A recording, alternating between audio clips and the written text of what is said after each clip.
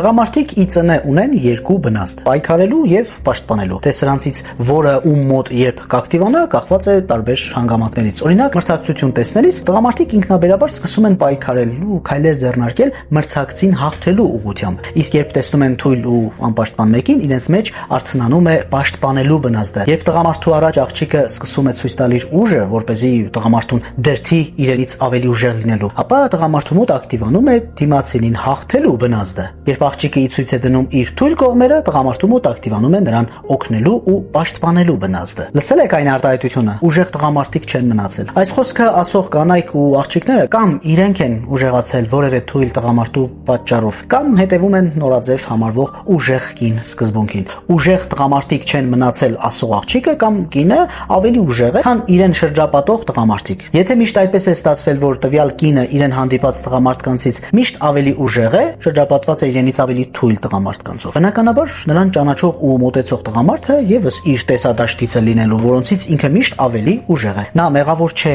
պարզապես դա է իր շրջապատը։ Նա միայն նման տղամարդկանց տեսադաշտում է ու իրեն մոտեցող ապագա հավանական ամուսինը տեսնում է, որ նա ավելի ուժեղ է, այսինքն որպես տղամարդ այս գեղեցկուհու մեջ տեսնում է մրցակից, որին պետք է հաղթել։ Ու այս նույնը կատարվում է գրեթե բոլոր տղամարդկանց հետ, ովքեր կան մեր ընկերուհու տեսադաշտում։ Իսկ որ նորմալ տղամարդն է ցանկանում ամուսնանալ մեկի հետ, ով արտակնապես գեղեցիկ, հմայիչ կին է, ներքուստ մրցակից, այսինքն նույնը թե տղամարդ։ Գեղեցկուհի է, նուրբ է, բայց ներքուստ ավելի ուժեղ է, քան իրեն մոտեցող տղամարդը։ Դուք կուզեիք ձեր կողքին հայտնվեր տղամարդ, ում համար կնոջ հետ ամուսնանալը պարտադիր սկզբունք չլիներ։ Ասենք մեծ հաշվով դեմ չէր լինի ամուսնանալ նաև